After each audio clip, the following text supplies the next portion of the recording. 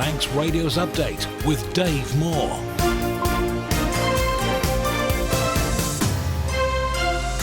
The time is 5 o'clock. You're listening to Manx Radio. I'm Dave Moore, and this is Update. Welcome to the programme. Half an hour of the latest news in the Isle of Man, plus sport, business, travel updates, along with the newsmakers in person. Coming up, a backbench MHK says a report into claims of unexplained deaths at Nobles Hospital should be made public. A local authority is defending its decision to increase rates by 30%. And scammers are targeting vulnerable folk who have fall alarms installed in their homes. That's all coming up in the next half hour. First of all, the Update News headlines with Siobhan Fletcher. Fastamai. Orsted and Manx Utilities are continuing to work on a solution to bring power generated by the proposed Morvannon wind farm into the island's electricity grid. The majority of the electricity that would come from the 87 turbine development is expected to go to the UK market. Hearings are taking place this week looking at various aspects of Orsted's application, including marine infrastructure. A new scam which targets vulnerable people in the island who have fall alarms in their homes has been reported to Manx Radio. The scammers are demanding payment of sums of money with the threat that their personal alarms will be cut off if they don't comply. Gemma Martin from Andreas-based alarm provider Gemacare says it's a particularly disgusting scam. One of the calls I had this morning was actually from a carer, and as she'd walked in, the lady was sat there with her card about to give her number to this person, who'd called her up because she needs her alarm. A local estate agent says around 40% of the properties sold through his business over the past 6 to 12 months have been to off-island purchasers.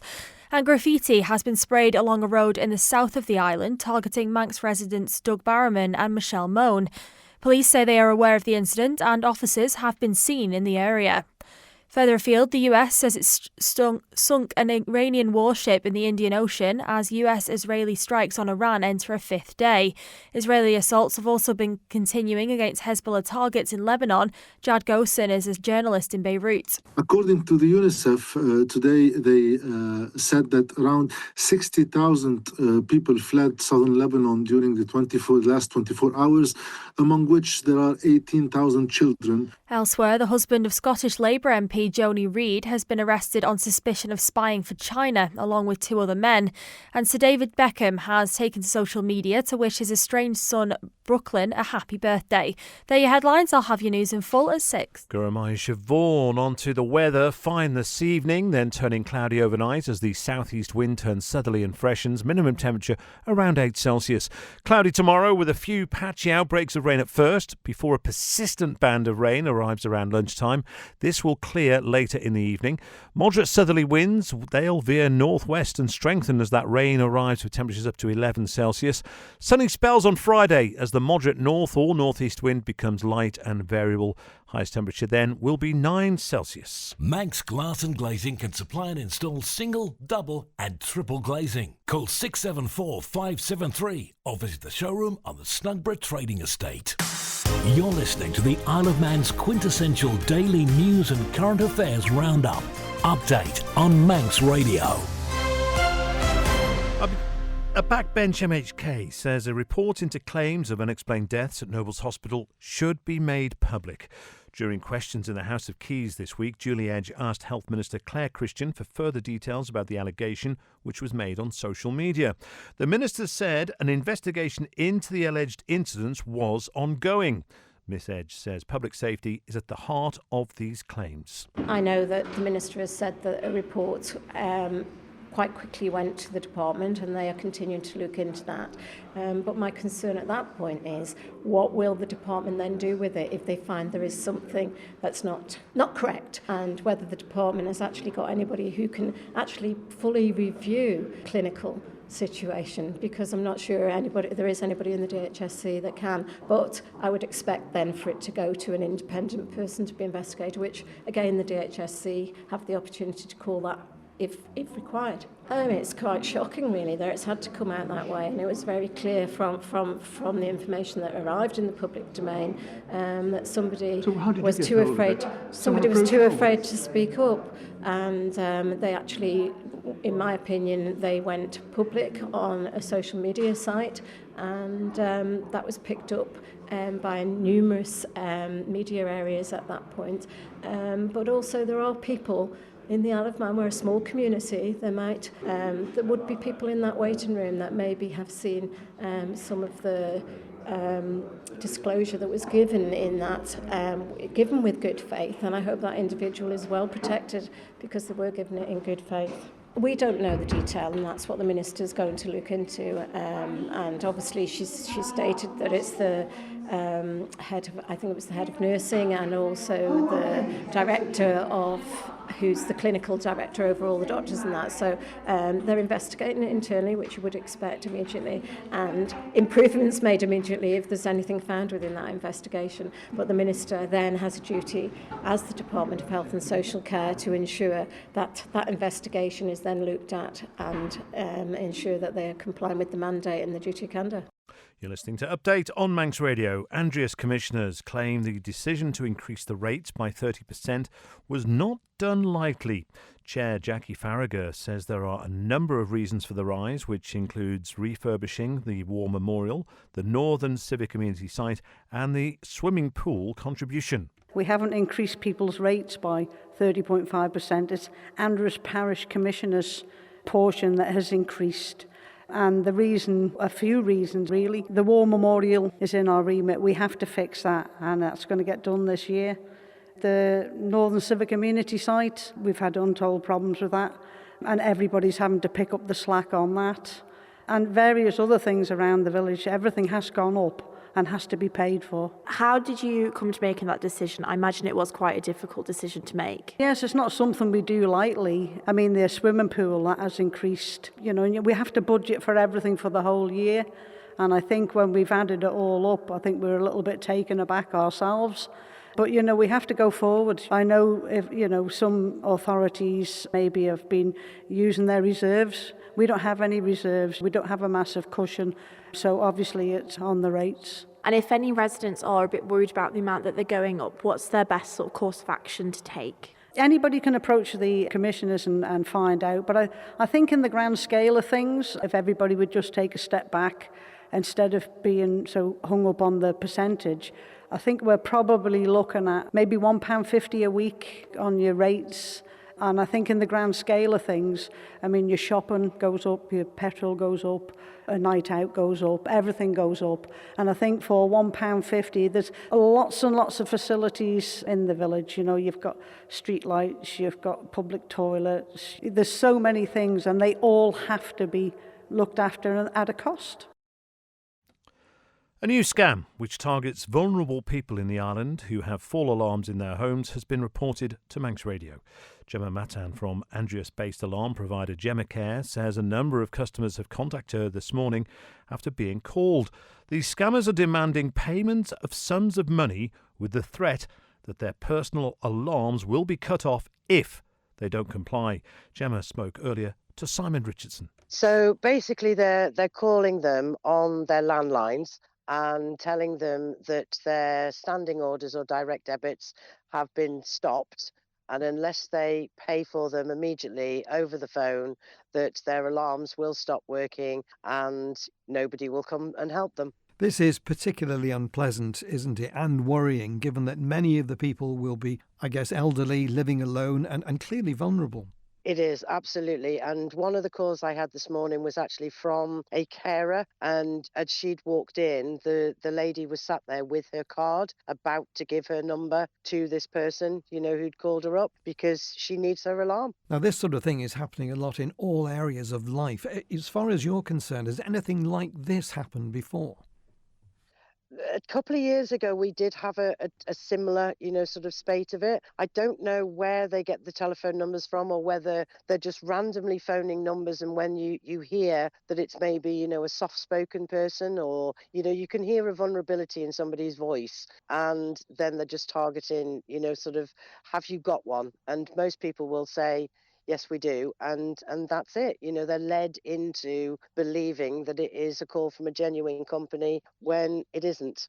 Now, from the conversation we had earlier, you said that the people who are calling had foreign accents. They do. One of the ladies this morning told me that she thought it was an Indian accent. The other one just said that it was a very foreign accent that she could hardly work out, sort of some of the words that they were using. But she definitely knew that he needed her bank card or, her alarm was going to stop working immediately. So clearly the advice to people is to immediately put down the phone and call the police. Absolutely, 100%. I mean, on their behalf, I will be notifying the police, that this is going on. Unfortunately, we do know from the past that they're probably in some faraway country, even though now it can show up on your phone that they're phoning from the UK. I don't think they've picked up on the Isle of Man yet, but it will show, that it's a genuine number.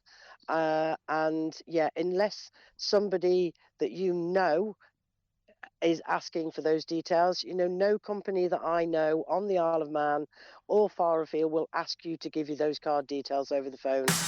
You're listening to the Isle of Man's quintessential daily news and current affairs roundup. Update on Manx Radio. A local estate agent says around 40% of the properties sold through his business over the past 12 months have been to off-island purchasers. Graham Wilson from Manx says the ratio marks a significant change in the local property market, which for years has been made up of 80% local buyers and 20% off-island. Mr Wilson says the massive influx of new residents has led to a significant increase in sales, particularly at the higher end of the market, resulting in current stock levels being at an all-time low for properties between £950,000 and £3 million. Simon Richardson reports. There had been strong anecdotal evidence that off-island buyers were active in the local market, but this is the first solid evidence that a new wave of inward migration to the island is well underway. According to Graham Wilson, the lack of choice at the higher end of the market has resulted in competition between purchasers, sometimes resulting in bidding wars and offers above asking prices. Reasons given by new residents for choosing the Isle of Man include the UK government, employment, retirement, taxation and the general quality of life.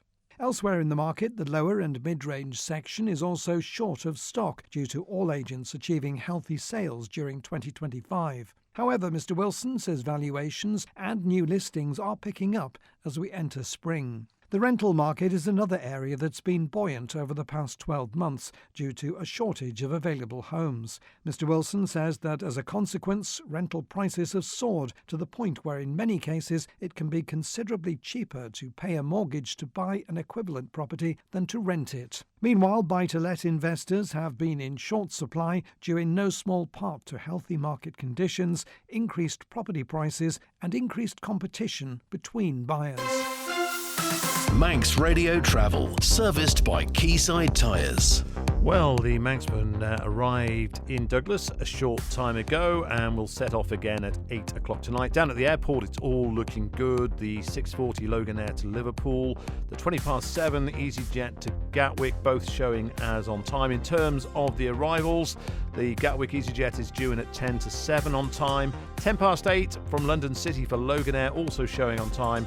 And the final one, Liverpool's Loganair service, is due to arrive at 8:30 on time.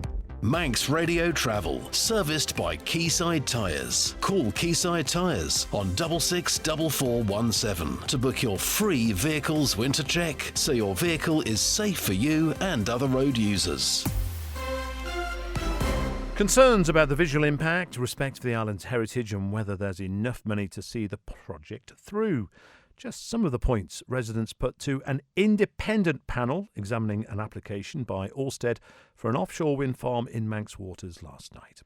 A public meeting was held at the Woodburn House in Douglas, and Richard Henthorne was there to represent Garth commissioners. I was there to represent the views of the people that we collected during our meeting late last year at the Institute. The more concerns have come up since we began to learn about this particular application, and we've much more to worry about now, including how the actual energy prices will affect the Isle of Man and possibly not positively. But from the point of view of the visual aspect, it really is going to absolutely be really detrimental and quite violent for the Garth area. I mean, it's the whole, really, the east coast of the island, but Garth is the closest community to it, and these things are 1,000 feet high.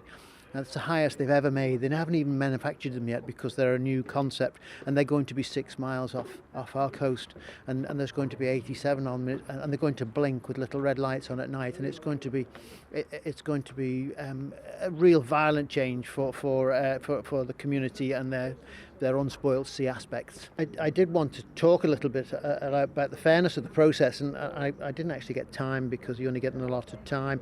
And I just wanted to say that Moore Vannon had been heavily promoting their proposal, both in sponsorship of events of the island over the past couple of years. And I believe that that's created a one-sided view, and that the proposal has already gained planning approval in people's minds, and most of the people on the island, the Garth residents in particular, will not feel they'll get a chance to speak to their prospective candidate, MHK, who will be canvassing on the doorstep for election in the next few months. And I just want the panel to know that one of our MHKs can't even comment on this subject because she's a minister, and therefore she might come into conflict. And I find that deeply, deeply worrying, and really wanted to finally just ask the panel if they can find out from Moore Vannon if this proposal is going to lead to cheaper electricity on the island or more expensive electricity on the island.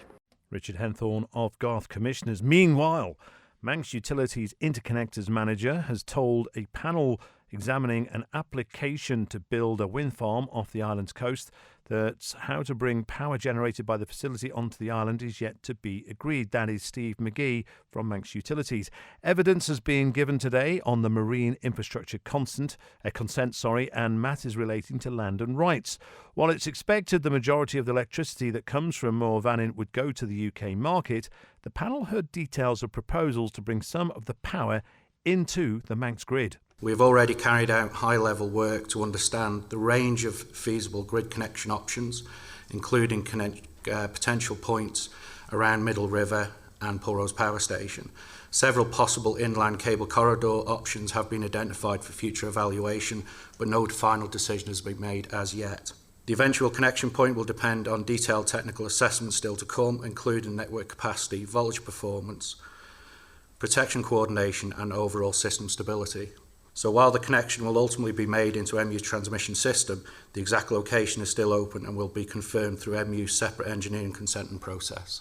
What is preventing progress being made now on this? Why are we waiting for the outcome of the MIC process? I'm not understanding the reasoning. So on that, there's still some technical discussions around the extent of the cable connection to the island, specifically around the type of connection in relation to its voltage and capacity. That makes a big difference to where actually we can make that connection, a suitable connection on the transmission system. So that detail has still not actually been agreed, and that will form part of an ongoing commitment by Manx Utilities and the applicant. As mentioned previously, we are working on that with the Statement of Common Ground as well, to try to give confidence that that process is in place. We do have an outlined programme. Okay. Obviously, it is very dependent on the outcome of the MIC process itself, to be able to take it through into the next sort of stage of its feasibility and then into its, obviously, full technical design. You're listening to the Isle of Man's quintessential daily news and current affairs roundup. Update on Manx Radio. The island's first dedicated Geeks Market gets underway this weekend. Described as an indoor celebration of all things wonderfully nerdy, creative and collectible, it will showcase everything from arts and crafts to collectible cards. Just like the Geeks Quiz, which is in its third year, it's designed to celebrate creativity, nostalgia and unapologetic geeky awesomeness under one roof. Organiser Chris Kissack has been talking to Siobhan Fletcher. We started well over 3 years ago, and to be honest, it was born out of a desire to attend a quiz that I would have a chance at winning. So I would go to sort of regular pub quizzes, and I know nothing about football. I know nothing about the general rounds you'd find at a normal quiz, but give me a round on Stranger Things or Star Wars or Aliens movies or whatever it may be, and I'd do pretty well. So I thought, rather than wait to find one of these quizzes to attend, I'll just host my own. Community is at the heart of the Geeks Quiz, very much so. It's creating a safe space for people to be themselves and turn up and be 100% their authentic selves. And last year, someone approached me. It was a team captain of one of the regular teams, and said, look, I create these candles, and they're like geeky themed and they're geeky modelled. Do you think I could I've never been to a normal market before. I've never had the confidence to go to a normal market, but I would absolutely have total confidence at doing it at the Geeks Quiz.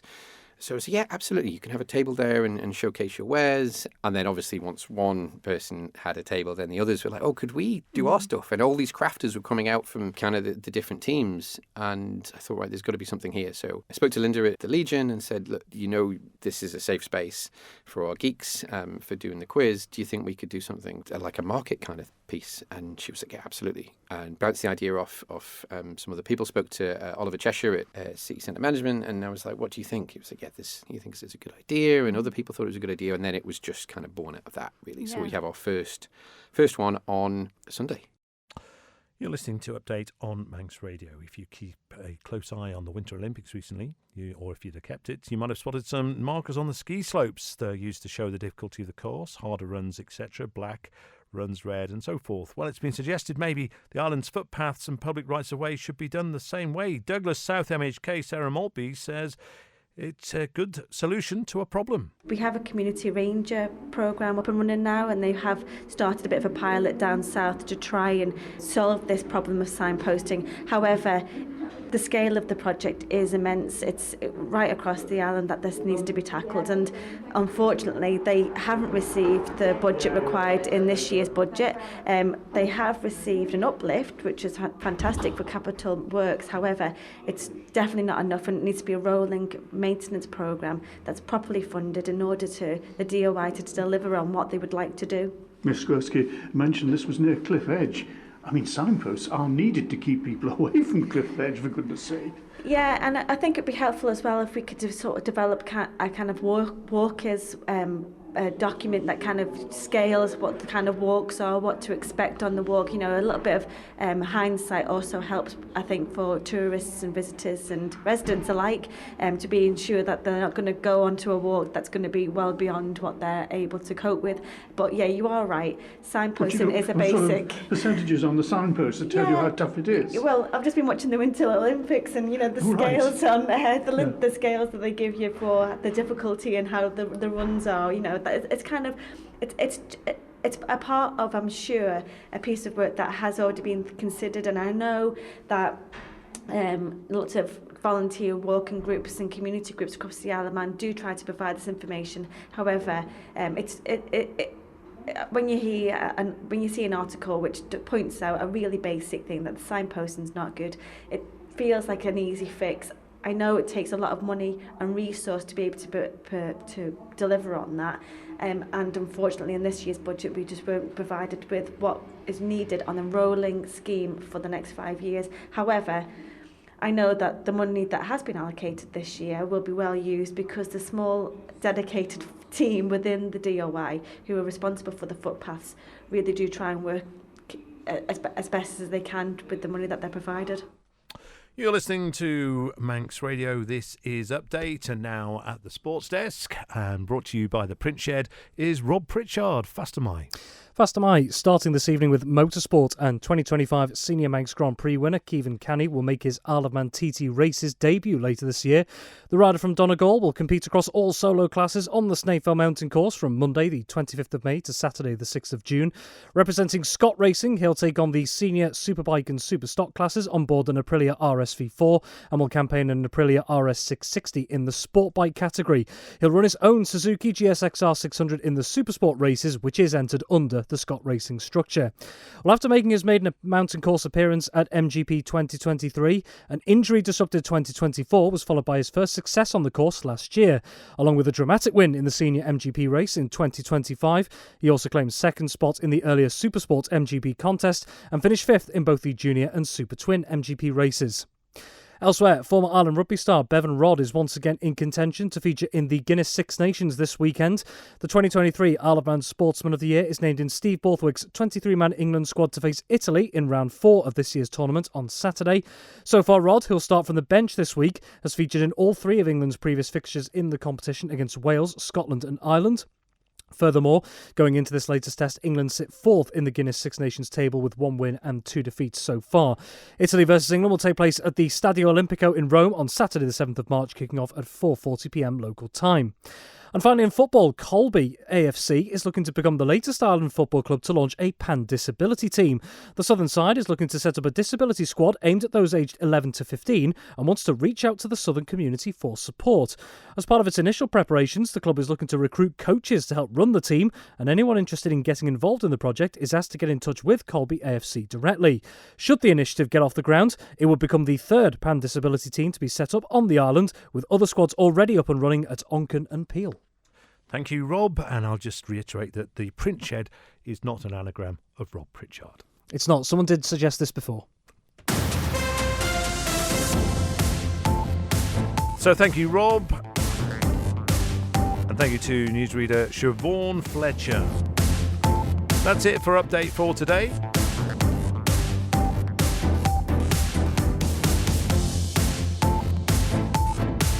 Coming up next, it's Island Life.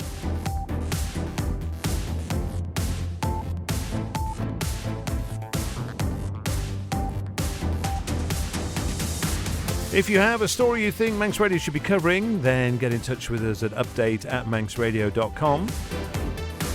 And this programme, plus many other programmes on Manx Radio, are available to download as a podcast and to enjoy at your own leisure. You'll find them all at www.manxradio.com.